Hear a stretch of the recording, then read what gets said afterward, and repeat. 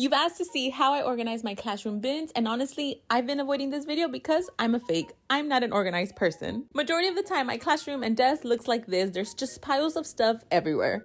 But if there's one thing I learned from watching the home edit during the pandemic is that for things to look organized, they need to be contained, which is why you'll find containers all over my classroom. But do I know what's inside? Probably not. So let's go and see what I have in these containers that you see in most of the background of my videos. Every year we have a spring show, so the top has all our outfits for the performance, and then the bottom one has some math manipulatives from when I used to teach first grade. These two are filled with community helper outfits that were donated. I have a December and October bin with just classroom decorations or any leftover items from the party, nothing really academic. Even though this one says story characters, it has more outfits for our performance, and then the bottom one has some extra school supplies that were not provided by school or students. These two don't even have a label, but the top one has some puppets and the bottom one has more random school supplies in the jumbo size.